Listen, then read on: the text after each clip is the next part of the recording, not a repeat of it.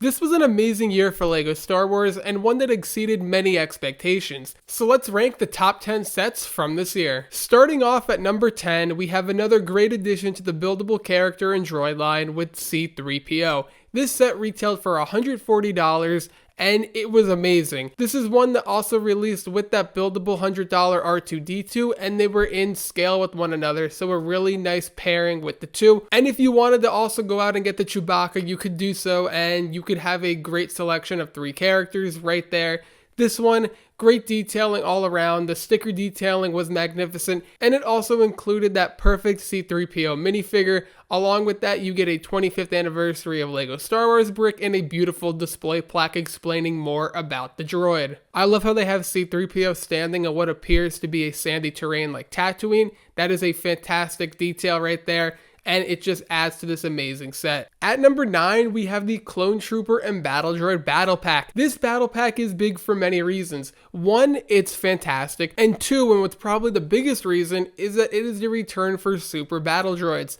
It has been years since Super Battle Droids have been in a LEGO set, and we got them in this battle pack, as well as the advent calendar that came out, but more importantly in this battle pack, which means that there will be more Super Battle Droids to come in future LEGO Star Wars sets. Retailing for $30, you get 4 Clone Troopers and 5 droids, 2 standard battle droids, and 3 Super Battle Droids. LEGO doesn't consider battle droids to be a minifigure, but I'm someone who looks at them as minifigures, so if you want, you can say that this has 4 minifigs, or you can be the more optimistic point of view like myself and say that this has 9 minifigs. At number 8 is set 75394, the Imperial Star Destroyer. For $160, this set is fantastic. If you don't already have a Star Destroyer, this is one that I highly recommend, and you also get that 25th anniversary minifig Cal Kestis, which is arguably the best of the 25th anniversary minifigs.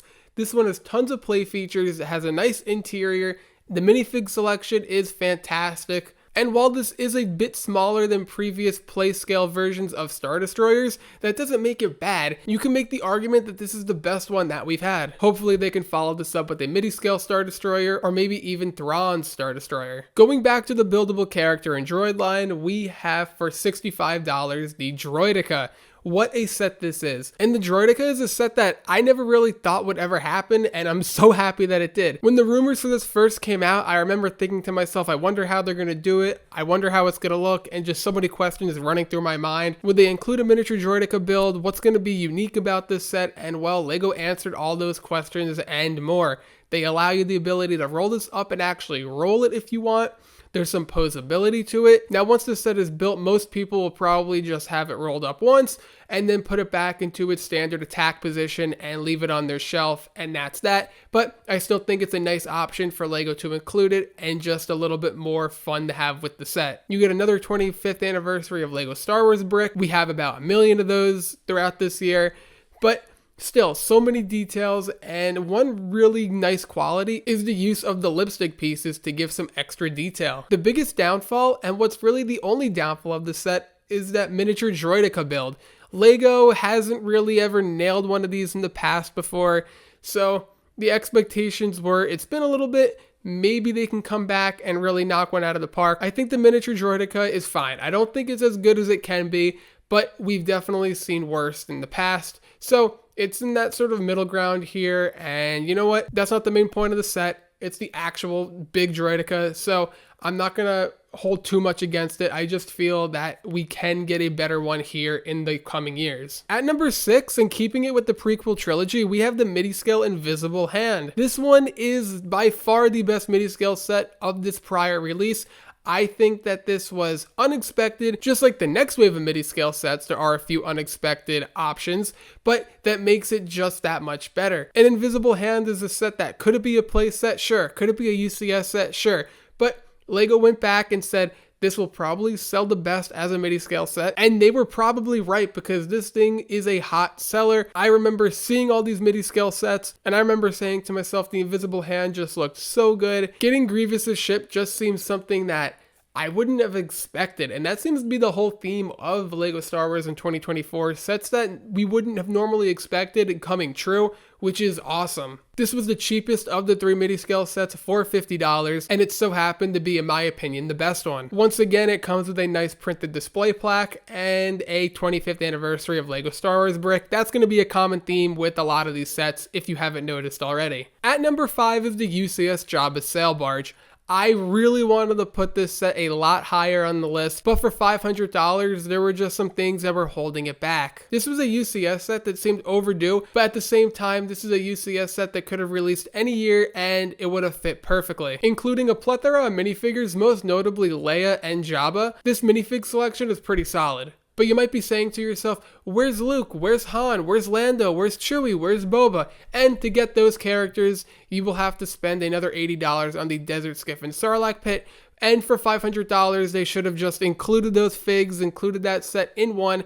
But at the same time, LEGO is a business. They want to maximize their profits, so they released that as a separate set. I've already been over that a million times now. I don't want to harp on that again, so we're going to move on from that discussion. With the minifigs we have here, there are some simple details that should have been fixed for a set of this price. First, C-3PO. He should be the good C-3PO that we saw in the $140 buildable C-3PO and the Luke's Landspeeder UCS set.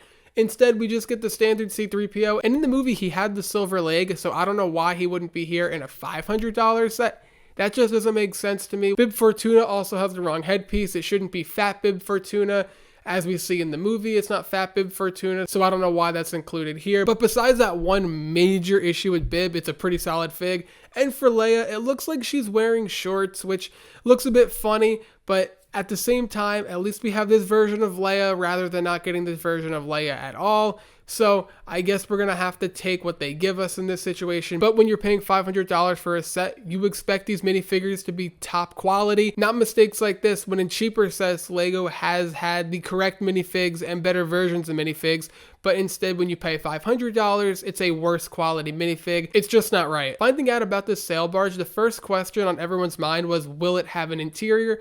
And yes, it does. The interior rooms on this set are fantastic. I can't get enough of them. Just so much detail and play features that you can do. So many ways to display these minifigs. You can choose. Do you want them to be on the display stand? Do you want to have one of the sides of the sail barge open and display your minifigs that way? So it's really up to everyone individually how they want to display this set. You can look back to a UCS set like the AT-AT Walker and how there was no display stand for your minifigs then. You put them all in the interior and you can choose to display the walker without one of the side panels. Maybe you have one of the doors up. You could do the same thing here, but instead they give you the option to put it on a display stand or not. Overall, besides some simple fixes that LEGO could have made with the sail barge, you get a beautiful set, you get a lot of minifigs, and it's an iconic part of Star Wars. In fourth is the UCS TIE Interceptor, the third UCS TIE ship and the second iteration of the TIE Interceptor. This set retailed for $230. And was a fantastic choice. In 2023, they released another UCS X-Wing, and in 2024, they followed up with the UCS TIE Interceptor, a callback to the two original UCS sets, which were an X-Wing and a TIE Interceptor, so it's great to see that, and they're both being remade here, and wow, is this beautiful. The minifigs, or minifig, I should say, is a beautiful TIE pilot, and it has immense detail, and it's a perfect UCS version of a TIE pilot.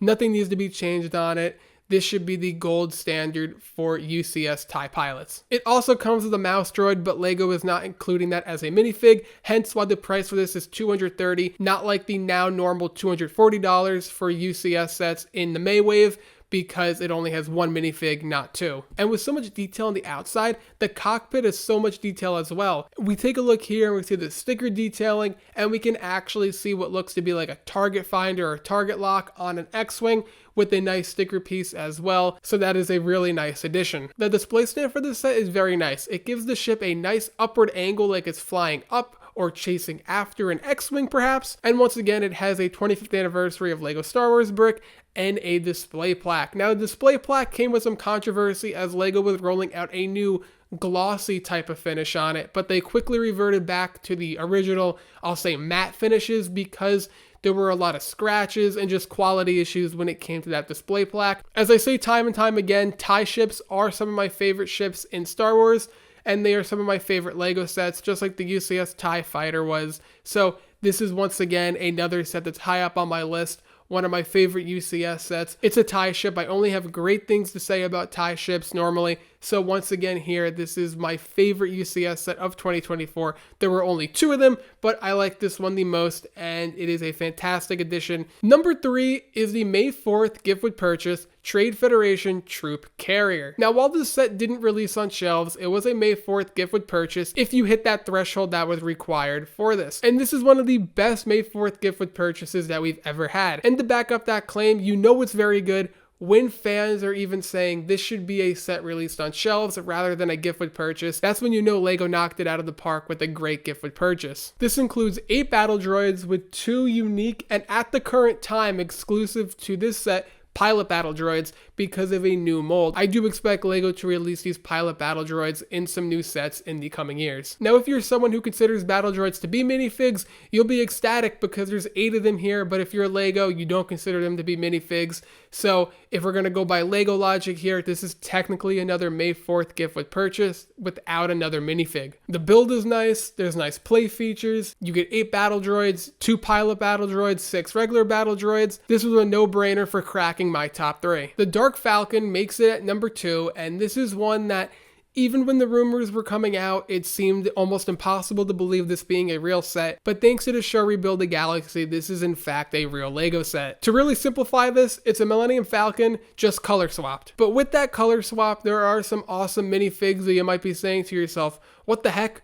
Who are these people? You have a light side or Jedi Darth Vader, and a Darth Jar Jar. Yes, LEGO feeding into the memes with Darth Jar Jar. Those are the 2 most highly sought after figs, and my opinion, best figs in this set. You also have Darkside Rey, Bounty Hunter C-3PO, Beach Luke, and Darth Dev, who is a character specifically for the show, has nothing to do with actual Star Wars lore. I think he's just a part of the show. But this is a fantastic set, and there was no doubt in my mind that it was going to be a fantastic set. LEGO always knocks it out of the park with every Millennium Falcon they make, whether that's UCS Millennium Falcon, playset Millennium Falcon, midi-scale Millennium Falcon. Is very similar to the other playset Millennium Falcons we've seen, just color swapped as I mentioned earlier. There is ample room on the interior, and you can open up the top of the Falcon and you can access that interior, obviously. I definitely will say, as good as the set is, the minifigs are the highlight of the set, and I feel for 80% of the people going out to buy this set, they are doing it for the minifigs,